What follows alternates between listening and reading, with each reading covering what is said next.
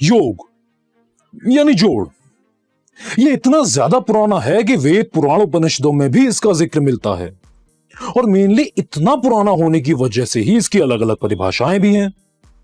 अगर हम मान्यताओं की बात करें तो भगवान शिव को पहला योगी माना जाता है।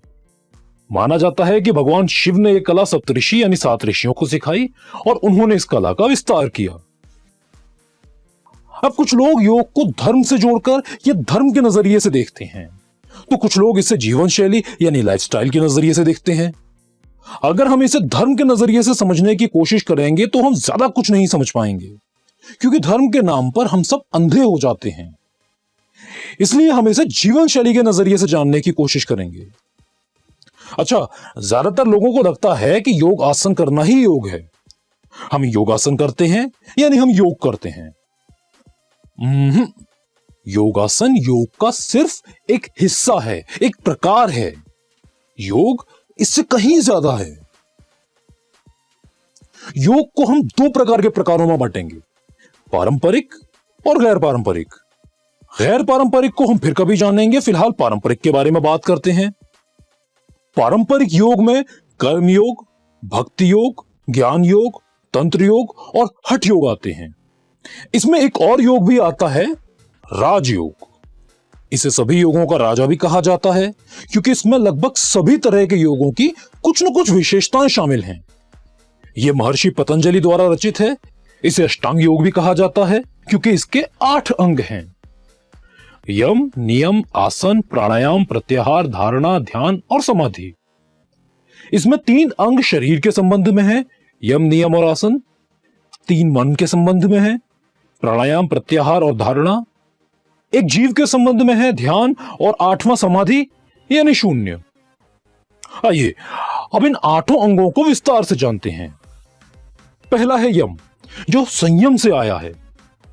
इसमें हमें अलग अलग तरह के अनुशासन के बारे में बताया गया है, जिनका हमें पालन करना चाहिए, जिनमें से मोस्ट कॉमन है अहिंसा, सत्य, अस्तेय, ब्रह्मचर्य, अपरिग्रह, क्षमा, धृति, दया, आर्जव, मिताहार। अहिंसा यानी हमें अपने शब्दों, विचारों और कर्मों से किसी को भी हानि नहीं पहुंचानी चाहिए। हमें कुछ भी ऐसा नहीं करना चाहिए जिससे किसी को भी शारीरिक या मानसिक रूप से आघात हो, नुकसान हो। इन शॉर्ट, हमें गुस्सा नहीं करना चाहिए।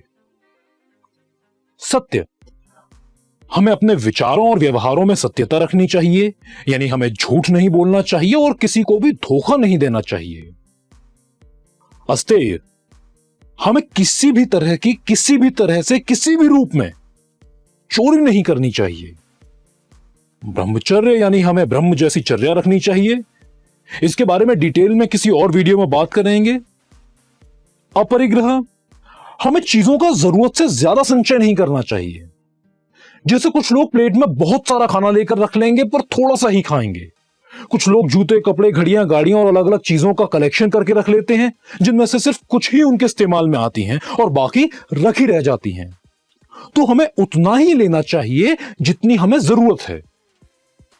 क्षमा, हमें लोगों को क्षमा करना चाहिए, यानी उन्हें उनकी गलती सुधारने का एक मौका देना चाहिए। धृति यानी हमें धैर्य रखना चाहिए। कुछ चीजों में समय लगता है तो हमें उतावला नहीं होना चाहिए और निरंतर प्रयास करते रहना चाहिए। दया यानी हमें दयावान होना चाहिए। अर्जव, हमें पाखंडी नहीं होना चाहिए। और मिताहार यानी हमें संतुलित भोजन करना चाहिए। इस बारे में डिटेल में एक अलग वीडियो में ही बात करेंगे, पर फिलहाल शॉर्ट में इतना समझ लीजिए कि हमें उल्टा सुल्टा अटरम सटरम नहीं खाना चाहिए। अब आते हैं दूसरे अंग पर, यानी नियम। इसमें भी वैसे तो कई नियम हैं, पर अभी हम सिर्फ 4 नियमों के बारे में जानेंगे। दान, संतोष, तप और स्वाध्याय। दान, अगर हमारे पास कुछ भी जरूरत से ज्यादा है तो हमें वो उन लोगों को दान देना चाहिए, उन लोगों के साथ शेयर करना चाहिए जिनकी उन्हें हमसे ज्यादा जरूरत है। संतोष, हमें हर तरह की परिस्थिति में संतुष्ट होकर रहना चाहिए, उन्हें एक्सेप्ट करना चाहिए। कई बार जिंदगी में ऐसी सिचुएशंस आती हैं जिन्हें हम एक्सेप्ट नहीं कर पाते, उनका सामना नहीं करते, उनसे दूर भागते हैं। हमें ऐसा नहीं करना चाहिए। तप यानी हमें स्वयं अनुशासित रहना चाहिए, यानी जरूरी नहीं है कि जब सर पे तलवार लटक रही हो या कोई डंडा लेकर खड़ा हो तभी हम डिसिप्लिन में रहें। हमें खुद अपने आप को डिसिप्लिन में रखना चाहिए। डिसिप्लिन के ऊपर डेडिकेटेड वीडियो पहले से ही अपलोडेड है, ऊपर आई मार्क और नीचे डिस्क्रिप्शन दोनों जगह आपको लिंक मिल जाएगा। अगर आपने नहीं देखी है तो उसे जरूर देखिए। खैर, अगला है स्वाध्याय, यानी नो दाई सेल्फ, यानी खुद को जानो। बहुत कम लोग हैं जो आत्मचिंतन करते हैं, जो खुद को जानने की कोशिश करते हैं। अब इसमें तीसरा अंग है आसन। आसन यानी सिटिंग पोस्चर। महर्षि पतंजलि ने लिखा है स्थिर सुखमासनम, यानी एक ऐसी पोजीशन में बैठना जिसमें हमारे शरीर को कोई तकलीफ ना हो, और उस पोजीशन में बिना हिले, बिना किसी मूवमेंट के बैठना।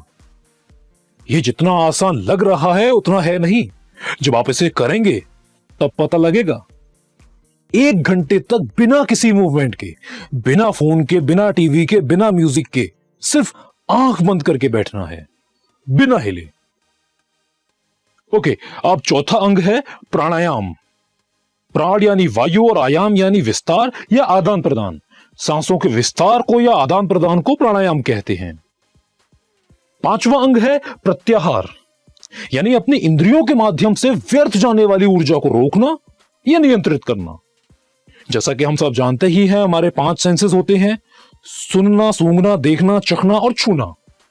इन 5 ही कामों में हमारे शरीर की एनर्जी यूज होती है, पर ज्यादातर हम इंद्रियों को बिना किसी जरूरत के या फालतू के कामों में यूज करते रहते हैं और अपनी एनर्जी को वेस्ट करते रहते हैं।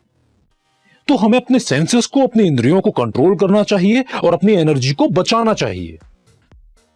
छठा अंग है धारणा। धारणा का मतलब है अपने चित्त को, यानी अपने मन को स्थिर करना। और आज के टाइम में तो यह नामुमकिन सा ही लगता है, क्योंकि हम अपनी इच्छाओं तक पर काबू नहीं कर पाते, तो मन को स्थिर कैसे करेंगे? खैर, आखिरी 2 अंग हैं ध्यान और समाधि। इन दोनों को इस वीडियो में बताना मेरे लिए पॉसिबल नहीं है, इन्हें हम एक अलग वीडियो में जानेंगे। तब तक आप ज्यादा नहीं, पर यम और नियम को अपनी जिंदगी में अपनाने की कोशिश करिए। यकीन मानिए, आपकी जिंदगी बदल जाएगी। और अगर आपने अभी तक नहीं करा है तो अभी सब्सक्राइब करिए इवॉल्व को और जानते रहिए मार्शल आर्ट्स की बारीकियां।